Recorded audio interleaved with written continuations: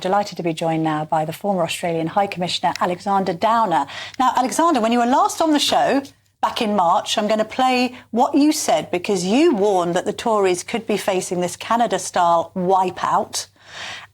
You said it in relation to this idea of actually changing leaders at that point, but let's just have a little listen to what you said.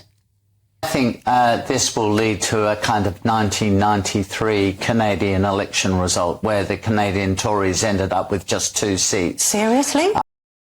That was on the back of a paper review where we were talking about whether Penny Mordaunt should be installed like a set of double glazing into Downing Street because Rishi Sunak's poll rating was tanking.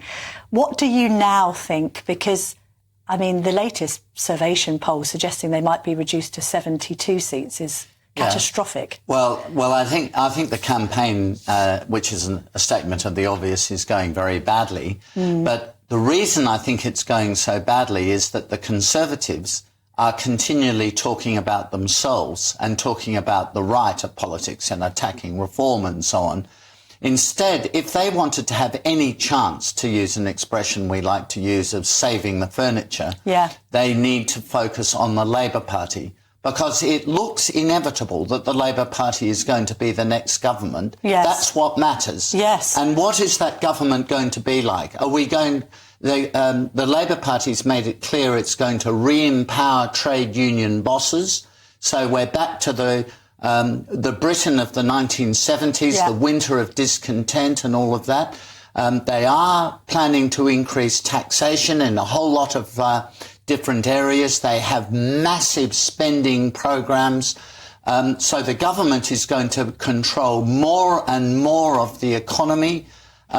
Productivity will continue to, at best, flatline, probably decline, as it has done in Australia under Australian Labor.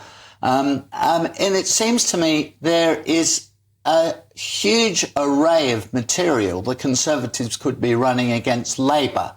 But the more they talk about Farage, they talk about themselves, they talk about their policies. They've been in power for 14 years. They keep on talking about this whole, well, we were hit with a global pandemic and we were hit with the war in Ukraine and it's all been very difficult and we're now having to reverse taxes that we put up. We're now having to reverse immigration that we put up. The public's stopped listening, haven't they? I mean, you've been around the block for a long time. They might be fair arguments, those arguments, but the public is looking to the future. And so I would help them look to the future. I would say to them, this is the future. The polls show Labor is going to win in a landslide. It's going to have a supermajority, and this is what they'll do. And if I were running the Conservative campaign, not to put too fine a point on it, I would paint the dystopian future of Britain under Labor. They have a weak leader. They have a huge number of left-wing MPs. There is quote after quote after quote of Labor MPs over the last 5 years that the Conservatives could use to get the public to think again about voting Labor. But if they keep talking about themselves and different policies they're going to pursue and how terrible they think Nigel Farage is, they will end up with a Canadian-style result. Well, you were saying about advising the Conservatives. You'd be well placed to do that because you ran the Liberal Party in Australia, which is the equivalent of the Conservatives. You've had experience of both winning and losing. At this stage in the game, you've got a public that isn't really listening. You've got this degree, perhaps, of complacency about Labor just walking in to have that supermajority on the basis of a very low vote share. So I get what you're saying about sort of switching the narrative and making it more about attacking Labor. Why, in your mind, do you think they're not doing that? Is it because Rishi Sunak wants to have some sort of clean fight and not use attack? I mean, how effective is attack?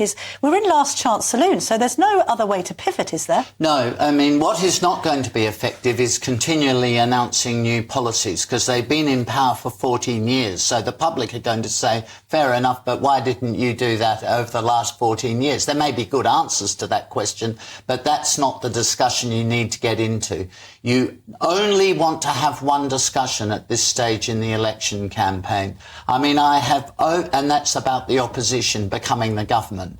I've been in tough elections. I've seen, for example, the 1993 Australian election where Paul Keating turned it around from a big deficit by just focusing on the opposition and defeated the opposition. It is the only way for a long-serving government. OK, so we're flawed is the implication. You wouldn't say that, but is the implication. Yeah. And all governments are flawed. But this is what will happen if Labor wins. And if they talk of nothing else but that and be strident and determined in that message, then, well, they'll save the furniture. If they keep talking about themselves and Nigel Farage and so on, they will end up with a Canadian-style result. Really? Is there still time to save the furniture? I mean, you've talked about it being a disastrous campaign. Just how bad has it been? I mean, given an evaluation of the D-Day debacle, for instance. Well, I mean, it speaks for itself. You can't do that sort of thing during an election campaign. You have to focus on doing the right thing by the D-Day veterans. That's the priority for that day, was the 6th of June. So on the 6th of June, that should have just been penciled in as no matter what else happens this day, that is what we're going to do on that day. So for a week, there was discussion about D-Day. For a week. And that's a week out of the campaign. That's a week. Of course, they will know that, the Conservatives. But that is a week.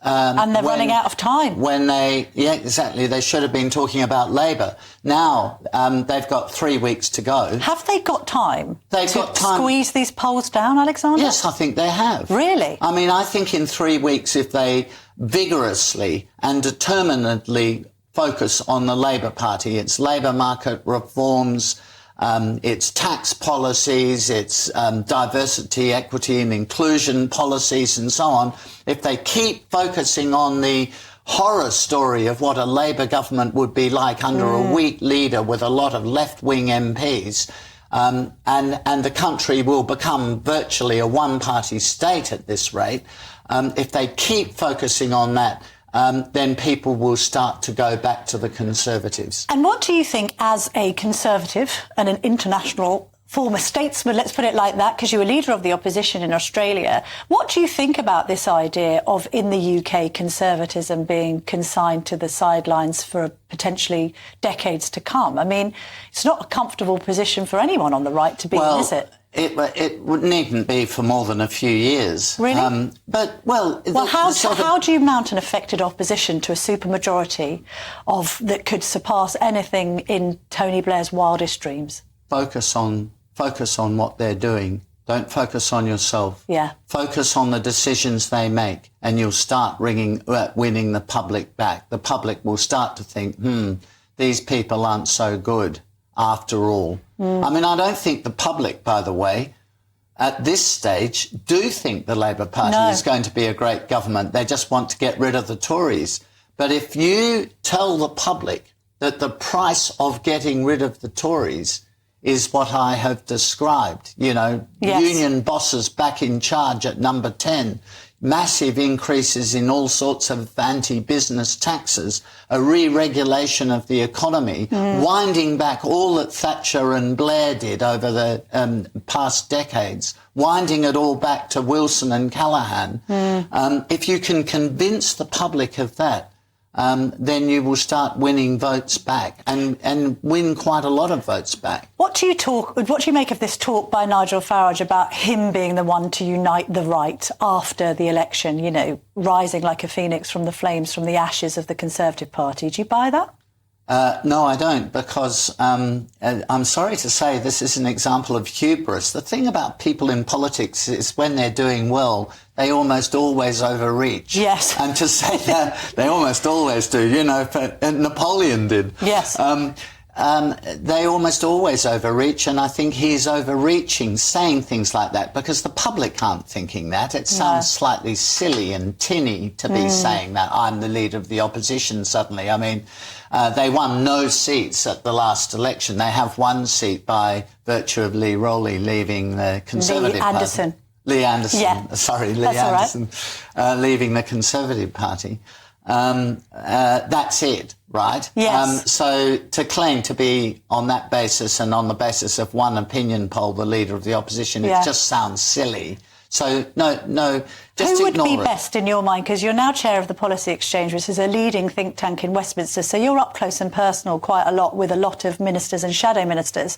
On the Tory side, once this is all done and dusted, assuming that it is a terrible drubbing, because that's what the pollsters are all more or less universally saying it will be, who do you think would be best placed to try and piece things back together on the right? It's hard to know because it depends who wins their seats. I mean, you have to find somebody who's won a seat. Okay, so let's put it this way. Let's assume that Braverman, Patel, Mordaunt, Jenrick and I'm trying to think who else might be Badenoch, sorry. Badenoch, yeah. Imagine they're all in position and they do manage to retain their seats.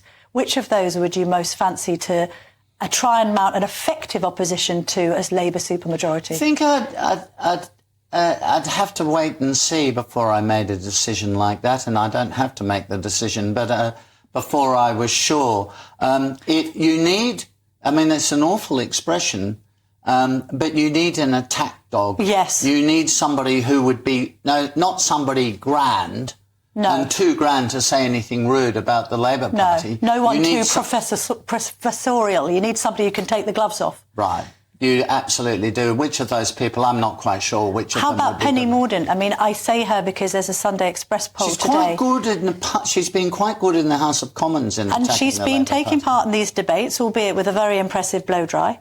And she's been taking the fight to Labour. She was the one who said at the Tory Party conference last year, stand up and fight. But what do you think? Well, she's got recognition because of the coronation. She's got... Yes, that won't carry for long in opposition. But she might have plenty of fight. I think she does show she has plenty of fight. Might be effective to have a woman as well, just to keep on reminding Labour about their lack of female leadership. It doesn't matter whether it's a man or a woman. It matters whether the person is effective. Some women are brilliant leaders and some are hopeless, and the same with men. So it's not about men and women. But get somebody tough, I think, is the conclusion here, Alexander. Alexander Downer, thank you very much indeed for joining me this morning. Great to speak to you.